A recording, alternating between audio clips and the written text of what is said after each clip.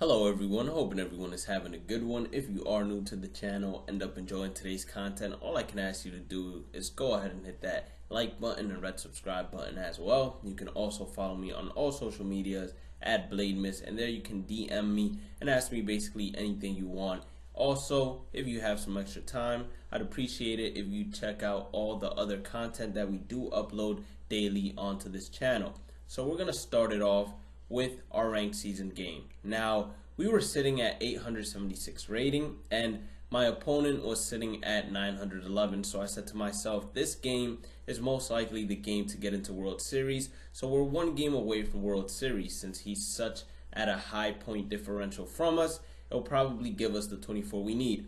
So that's what's on my mind right now. So you might be wondering why the team is different from what I usually play ranked seasons with. Now, I decided, and this worked out pretty well for me as it helped me push a lot further than previously. I decided that using live series players with inside edge up is actually a lot better than using most of the flashbacks and legends that I do currently have, since I don't have any of the signature series 99s and I don't have players such as that Kenny Lofton that is an absolute monster that my opponent started off the game with hitting a double with.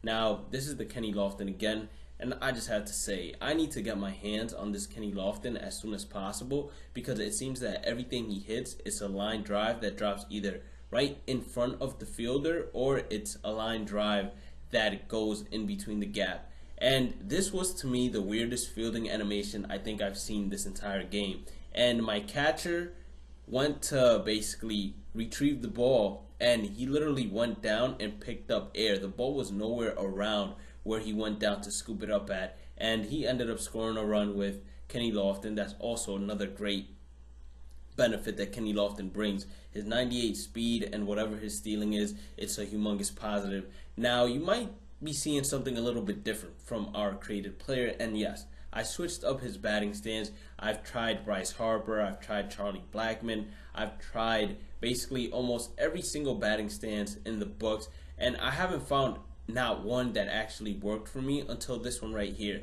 And the new batting stance I'm currently using that's actually a cheat code in my personal opinion is Josh Donaldson. Now, you might be asking, how did you get to using Josh Donaldson?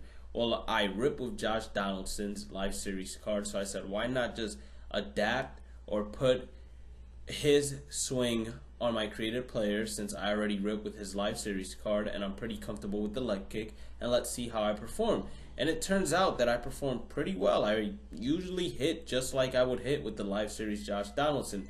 Now, going back to what I was talking about previously about live series players and legends and flashbacks, I am not 100% sure, but I do believe that I was told by a Twitch streamer that's a Sony partner that quirks do not affect legends and flashbacks. So quirks affect live series players. So that's another humongous positive, in my opinion, to why I decided to use these live series players such as Nelson Cruz instead of going ahead and running with my usual Torrey Hunter and Andrew Jones. Plus, I really couldn't hit with Andrew Jones, and my batting average started suffering with Torrey Hunter. So I said, why not put Acuna in left field where his IE usually has him hitting over 90 on both sides? Why not put Nelson Cruz in right field where his IE usually has him hitting over 100 on both sides? Why not put Josh Donaldson out there, who's always just ripping for me? Trevor Story with his IE up. I also cut down the amount of lefties I had in the lineup,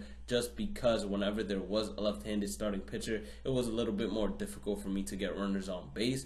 But I think ever since I started playing more and more without the PCI on lefty, it's just become a lot easier for me. And then right here we get an awesome double play from Bellinger to Bellinger. So that just worked out perfectly for us. But then with Kenny Lofton, he goes ahead and rips a triple. So this is the thing about Kenny Lofton. The card is a beast. Now, we have AJ Ramos pitching for us, and I currently have a 0 ERA, so it was in jeopardy, and I said there is no way I'm allowing him to ruin that AJ Ramos ERA, and we magically got out of that inning without being harmed. So we stayed with a 4-3 lead heading into now the top of the 8th where Jose Reyes is actually going to bloop one in there for a single. He decided to be a little greedy, tried to get second base on Mike Trout, and got gunned out, and we ended up winning the game. Now let's see how far it actually ended up taking us, as I do have some live commentary of my reaction.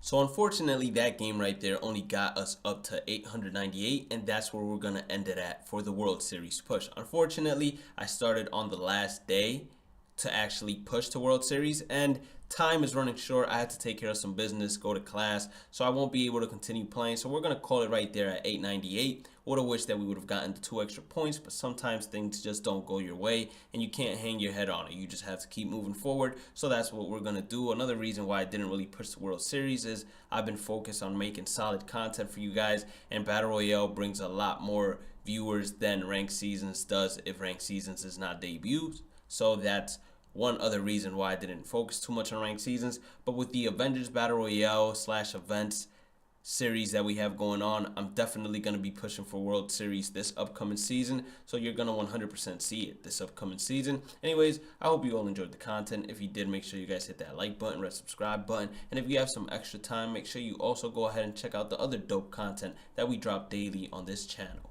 Peace out.